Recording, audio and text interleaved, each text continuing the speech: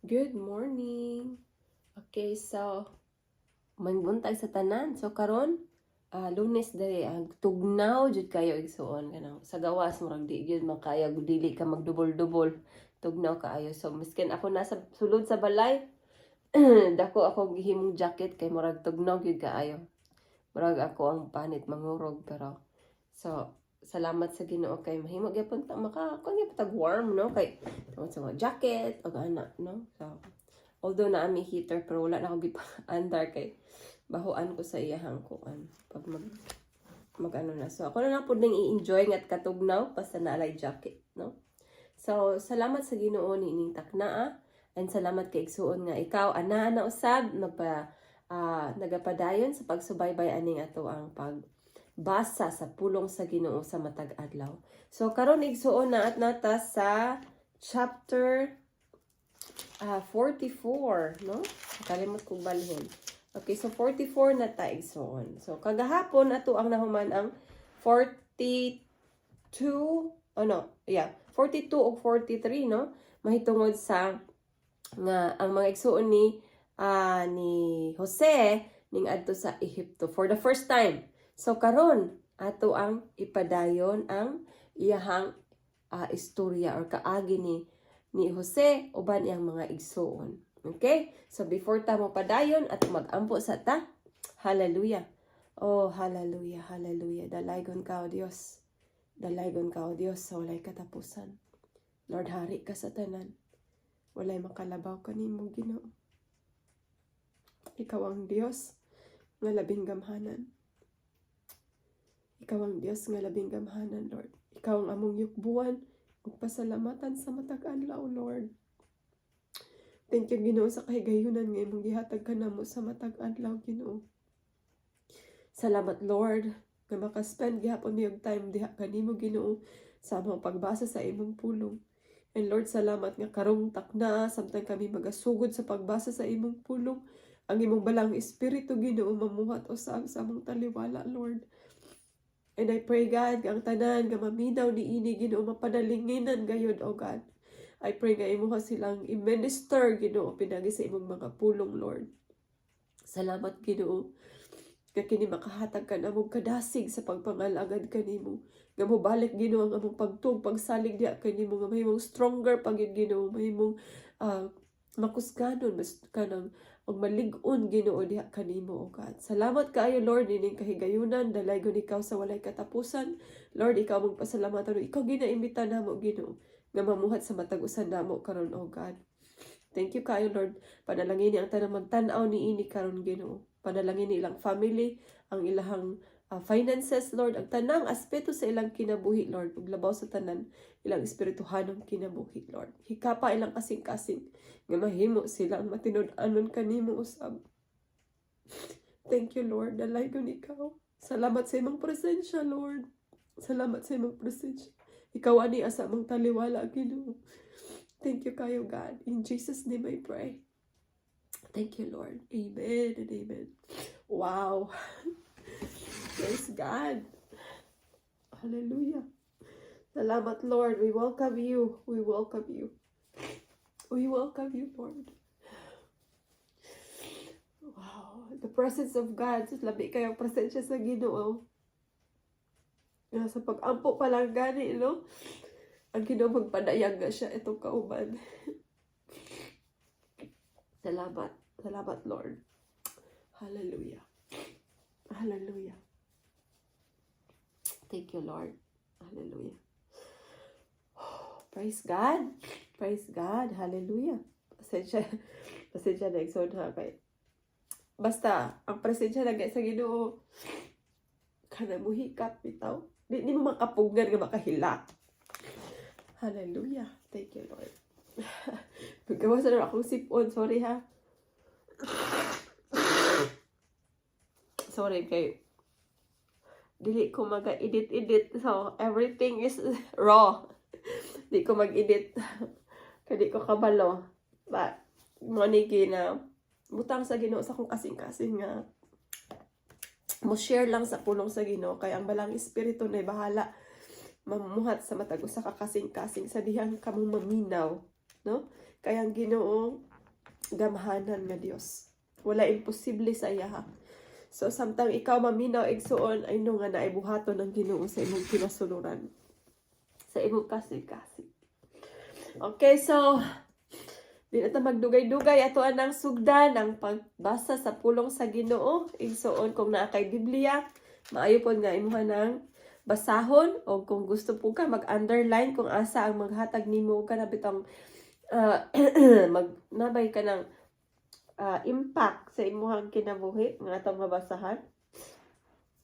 Or makaingon ka nga, wow, no? Pwede ko na nimo baglisan, no? Kay imo man ang Bible. Ingon pa nga, kining Biblia mao ang love letter sa Ginoo sa ato O kana personalize kaayo kay kana imo mang Bible buot pasabot maka-underline ka diha sa kung unsang gisulti sa Ginoo sa imuha sa matag higayon nga mobasa ka. So igsoon, ato ang sugdan, no? So naana ta sa Genesis chapter 44, okay, verse 1. Okay. Hallelujah. Ingon diri, unya giingnan ni Jose ang sulugoon nga gipiyalan niya sa iyang balay, punag pagkaon ang mga sako ni ining mga tawhana kutob sa ilang madaog ug ibutang ang ilang gibayad nga kwarta sa baba sa ilang tagsa-tagsa ka sako. So iyang gipabalik ang kwarta nya iya pa jud ipapuno, no?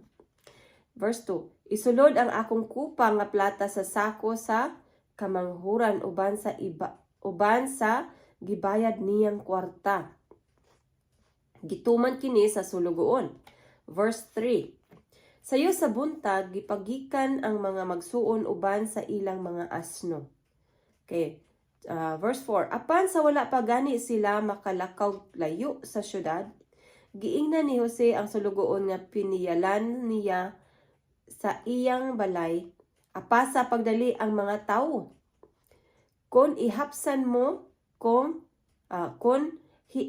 mo na sila, ingna, nganong gibaslan man ninyog dautan ang maayo.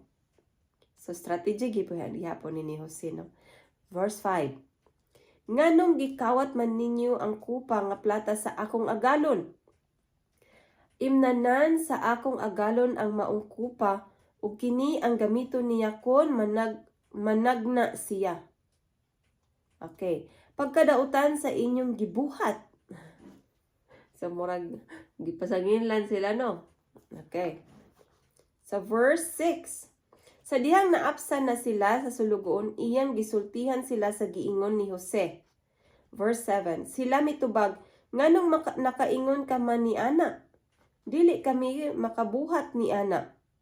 Nasayod ka nga gidalagani namo pagbalik gikan sa Kanaan ang kwarta okay. Nakaplagan namo sulod sa among mga sako. Busa nganong mangawat man kami plata o bulawan sa balay sa imong agalon. Makaplagan gani nimo nga ania sa usa ka namo ang kupa, patya siya og kaming tanan mahimong ulipon nimo. So confident pud kaayo yang mga igsuon kay wala man gid sila nangawat pod, di ba? Gipabutang man to ni Jose, no, kay mao to yang strategy mapatibong para mabalik sila ba, no?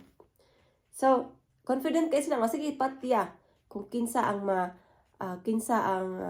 makit-an nimo nga nagdala sa kupa. Okay, so verse 10, miingon ang sulugoon, uyon ako ni ana.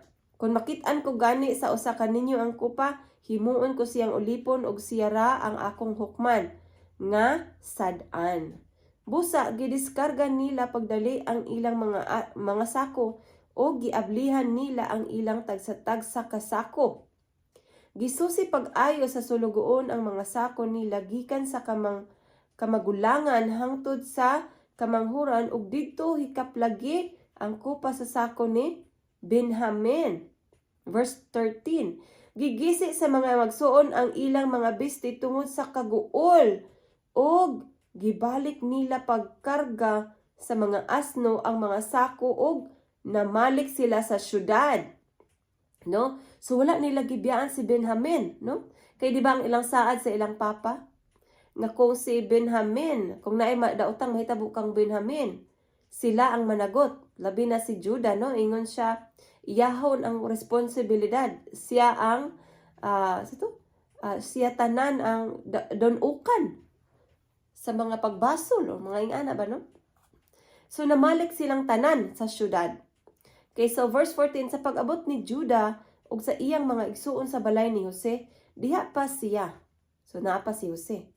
Mihapa sila sa atubangan niya ug miingon, verse 15.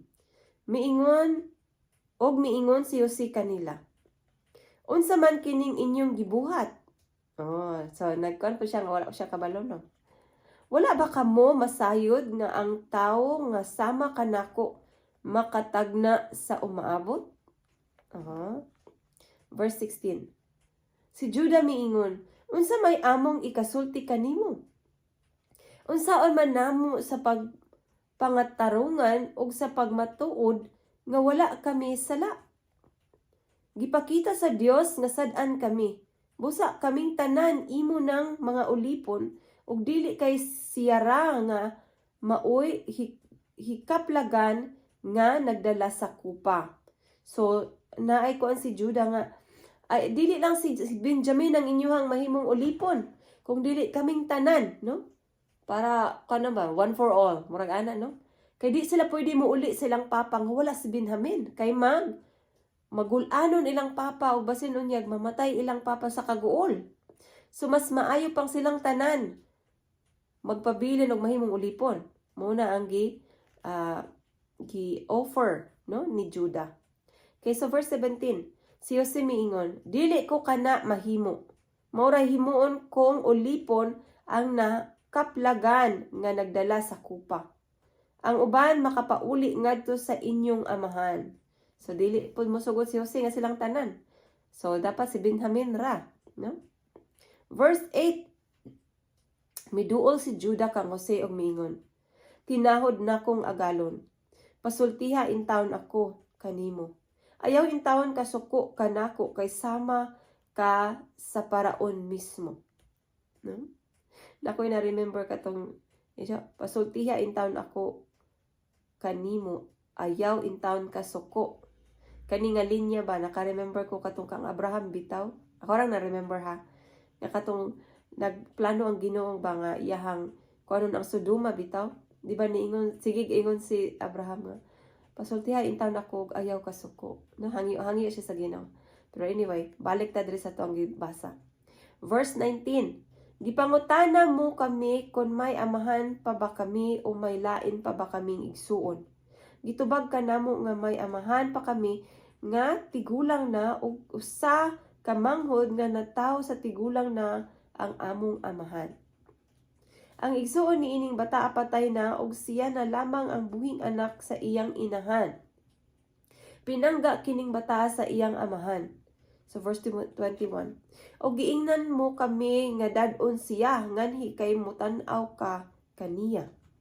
Verse 22. Gitubag ka namo nga dili siya makabiya sa iyang amahan kay kon mahimulag siya mamatay gayod ang iyang amahan, no? Kay maguul man si Jacob. Verse 23. Apan miingon ka nga dili na kami makaatubang kanimo kun dili namo madala ang among kamanghuran. Verse 24. Sa paghiuli namo sa among amahan nga imong sulugoon, gisugin lang namo siya sa imong giingon. Unya miingon siya kanamo, balik kamo aron pagpalit og jutayng pagkaon. Verse 25. Gitubag namo siya nga dili kami muanhi kay dili kami dawaton sa tao kun dili namo madala ang among kamanghuran. So nahimo pong honest sila kang Jose aning taknaan, no? So muanhi lamang kami kun siya hiuban kanamo, mahiuban kanamo. Okay, verse 27. Miingon ang among amahan, nasayod kamo nga ang akong asawa nanganak og duha ka lalaki. Mibiya na kanako ang usa kanila og nagtuo ako nga giwatas-watas siya sa mga mananap nga ihalas kay wala ko naman siya igkita, no? Verse 29.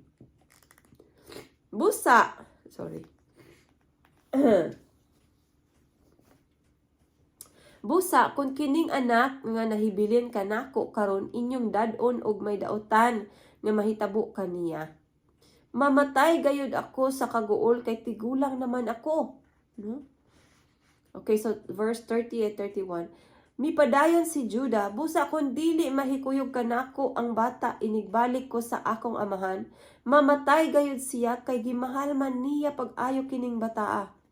Kami unya ang makahatag sa among amahan og kaguol og makapatay kaniya kay tigulang naman siya. 32.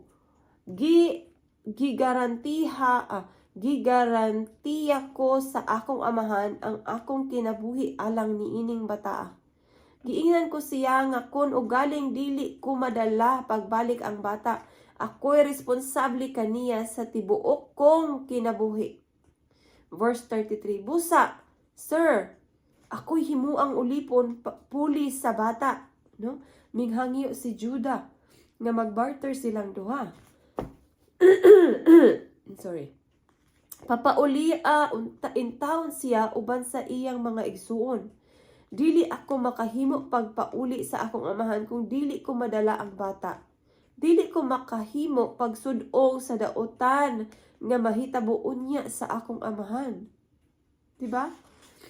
So, naguol si Juda pag-ayo nga kung di niya madala ang iyang igsuon pagbalik sa ilahang panimalay, na posibilidad nga si Abraham mamatay sa kaguol, no? So iyang gisugid ang tanan kang Jose. So mao na ang chapter 44 igsuon. So I think napatay time sa tong ipadayon ang chapter 45 kay murag nagka-excite na jud pag-ayo ang istorya nila, no? Grabe ang istorya or kaagi ni Jose uban niyang mga igsoon. Og kung di ba mura pag makarelate ta ba? Nga nay mga time nga ing ana atong ma-experience. Og pinaagi sa atong madunggan diri ato siyang makuhaan og mga lesson, no? Nga ato atong ma-apply sa atong kinabuhi. Okay, so chapter 45 verse 1. Praise the Lord, no? Okay, kini mao ang time magitug-anan ni Jose ang iyang mga igsuon kung kinsa siya. So excited na gyud, no? So verse 1. Wala na gayud kapugni ni Jose ang iyang kaugalingon sa atubangan sa tanan nga nag-alagad kaniya, busa miingon siya. Pahawa kamong tanan. So ito yung mga sulugoon nga mga Ehiptohanon iyang gipahawa tanan, no? Wala nay laing tao nga uban kaniya sa dihang gitug-anan niya ang iyang mga igsuon kung kinsa siya. Wow, no? Mihilak siya kusog og ang mga Ehiptohanon nakadungog niini og gibalitaan ang hari bahin niini. Miingon si Jose sa iyang mga igsuon, ako si Jose, buhi pa ba ang akong amahan? Wow, no? Praise God. Kaning ingani nga moment bitaw ka na murag moment nga marag mag-reveal ka nga nakay mga hinigugma nga dugay na nimo wa nakita yung kailasin mo, no? Pag magkita bitaw mo ang emotion ba, di ba? Makarelate man siguro pod mo ani, no? Kanang ang emotion ba grabe nga makahilak gyud ka, no? Apan nalisang pag-ayo ang iyang mga igsuon ug wala sila makatubag, no? Nahadlok sila. Unya miingon si Jose verse 4. Miingon si Jose kanila, duol kamo kanako. Og miduol sila og giingnan sila ni Jose. Ako ang inyong igsuon nga gibaligya ninyo nganhi sa Ehipto. So iyang gisulti ang iyang kaagi karon, no? Para makabalupod sila unsa iyang giagian sa dihang gibaligya siya sa iyang mga igsuon. Apan ayaw ikaguol o pakasad-a ang inyong kaugalingon tungod sa inyong pagbaligya kanako. Kay ang Dios, wow, mao na niyang pinaka-highlight, no? Ingon siya, kay ang Dios maoy nagpaanhi kanako una kaninyo aron maluwas ang kinabuhi sa katawhan. No? So kung ato ang i-recall ba, ang iyang mga kaagi dili gyud basta-basta, no?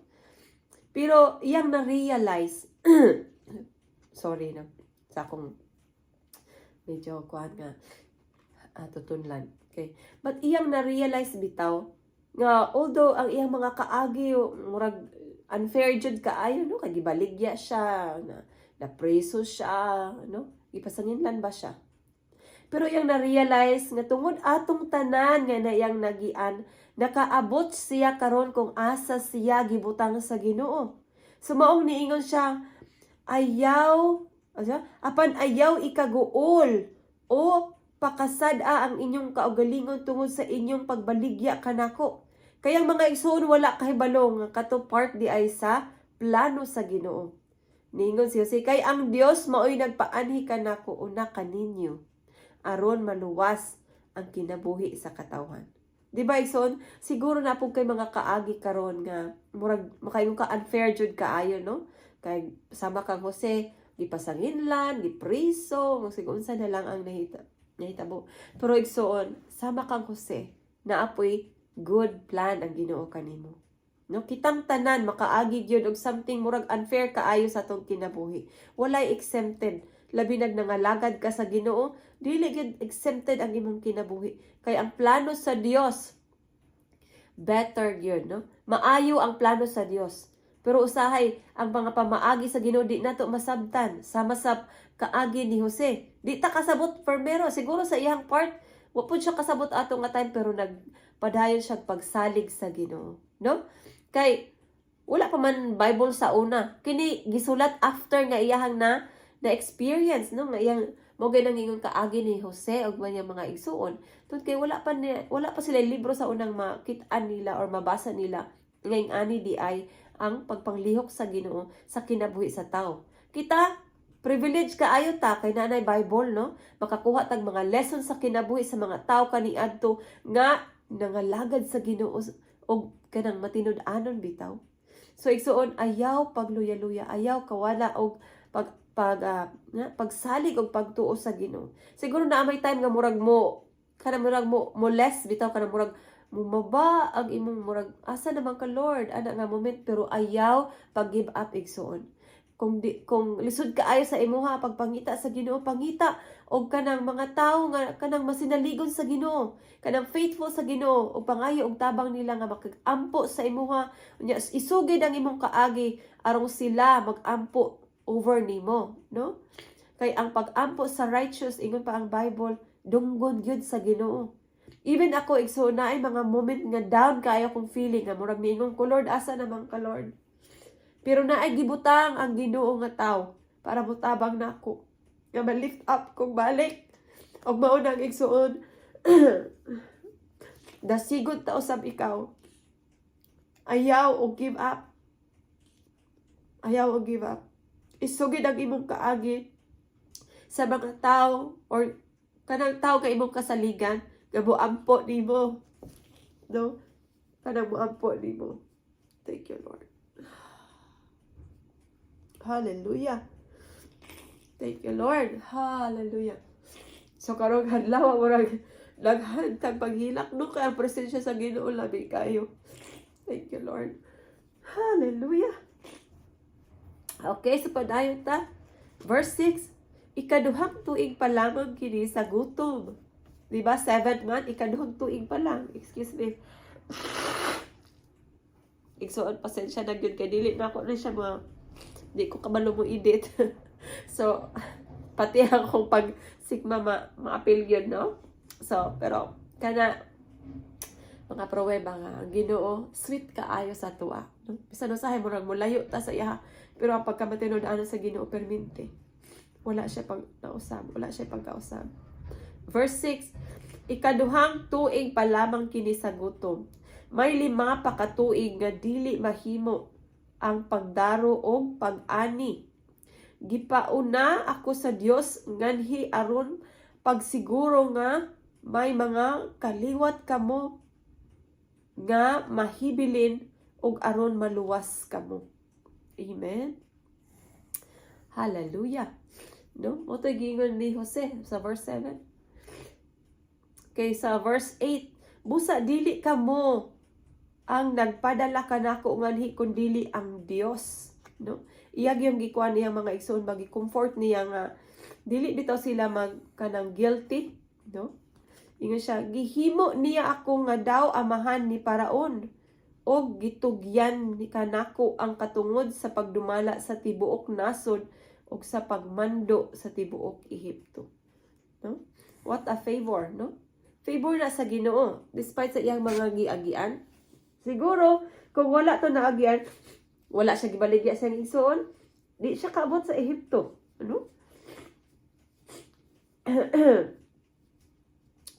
Pero ang mga pamaagi gid sa Ginoo igsoon di gid nato masabtan usahay.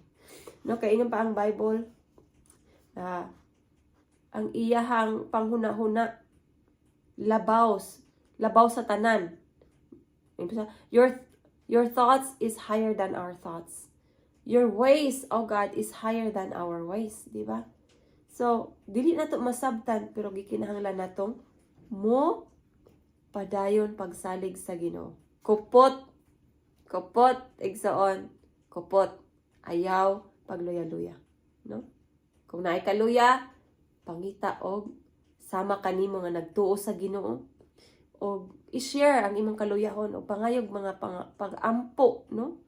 Kana bang usahay ka nang maulaw ta mo share, no? Pero igsuon kung mo share bitaw ka, unya maampuan ka, ma-relief ang imong burden, no? Ma-relief imong burden kay ang Ginoo mamuhat unya mahinay-hinay kag balik sa Ginoo. Ang imong kainit sa pagpangalagad sa Ginoo mabalik og hinay-hinay, no? Unya mas mabati nimo ang iyang presensya pagbalik. So igsoon padayon ta verse 9, karon pagdali ka mog pauli ngadto sa akong amahan. So iyahan ang gisugilon, no? Unya karon iya nang pasultian iyang papa. Og suginli siya nga mao kini ang giingon sa iyang anak nga si Jose. Gihimo ako sa Dios nga excuse me. Kay nga gobernador sa tibuok Ehipto. Busa ari diri sa walay langan. So iyahang gitagalog kanang sitaw gana. Taganiyag kanang assurance, no? Yang mga igsoon nga pwede sila madto. Dalon ilang papa, no? Verse 10, makapuyo ka diri sa yuta sa Gusen. Aron mahiduol ra ikaw kanako ingon man ang imong mga anak ug mga apo lakip ang imong mga karnero, mga kanding, mga baka ug ang tanan nga imuha. 11, kun ari ka puyo sa Gusen, maatiman ko ikaw. May 5 pa ka tuig nga gutom og dili ako buot nga magkalisod-lisod ka og ang imong pamilya og ang tanan nga imuha. Hallelujah. No, bisan sa iyang mga na-experience ang iyang gugma sa iyang family na agyapon, no? Ang Ginoo gyud nag-uban kaniya kanunay. Kay ang Ginoo ray makahatag ana nga forgiveness ba? Di ba? Kay kita pag makuanan kita masakitan kay tas tong igsoon, di ba na time nga murag maglagot ka, no? Labi na kay kanamo mag-unfair kaayo, no? So di nimo tigmugan, ana ba, no? Pero wa ka kabalo nga part dito sa plano sa Ginoo sa imong kinabuhi nga ma-refine ang imong character, no? Ma-build ang imong character, no? So igsoon padayon tagbasa sa pulong sa Ginoo. Nakakita kamong tanan og ikaw usab Benjamin nga ako gayod ang nagsulti kaninyo. Suginli ang akong amahan unsa ako kagamhanan dinhi sa Ehipto og suginli siya sa tanan nga inyong nakita dinhi. Busa pagdali kamo og dad-a siya nganhi. Verse 14, unya gigakos niya ang iyang mga igsuon nga si Benjamin. Unya gigakos niya ang iyang igsuon nga si Benjamin og mihilak siya. Mihilak usab si Benjamin samtang nagakos kaniya. Syempre, no, kanang emotion ba di nimo mapugnan kung imuhang kanang mabati na ang gugma bitaw, kaluoy. Unya ang pagpasaylo. Hallelujah. Verse 15. Unya gitagsatagsa niya paghalok ang tanan niyang mga igsuon og naghilak siya samtang nagakos kanila. Emotional kaayo ang ilang pagkita, no? Human ni adto ang iyang mga igsuon misugod sa pagpakigsulti kaniya. Sa verse 15. 16. Sa dihang nahibaluan didto sa palasyo si Paraon nga nahiabot ang mga igsoon ni Jose, gikalipay kini ni Paraon og sa iyang mga opisyal. Verse 17. Giingnan ni Parao si Jose, pakargahe sa imong mga igsoon ang ilang mga asno aron makapauli sila sa Kanaan.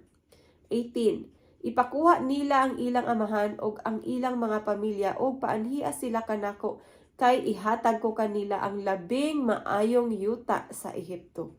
Wow! Og makakaon sila sa labing maayong abot sa yuta, no? Si Paraon mismo ang maghatag kanila sa pinakamaayong yuta sa Ehipto. Masid sila na ay pabor gikan sa Ginoo tungod sa kinabuhi ni Jose, no?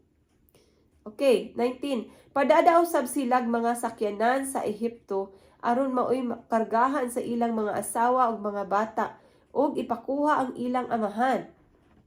Okay. Dito sila angay nga dili sila angay nga mawili pagbiya sa ilang kabtangan kay ihatag ko kanila ang labing maayo nga yuta sa Ehipto. Verse 21. Gituman kini sa mga anak ni Jacob. Gihatagan sila ni Jose og mga sakyanan sumala sa sugo ni Paraon og mga pagkaon alang sa ilang panaw.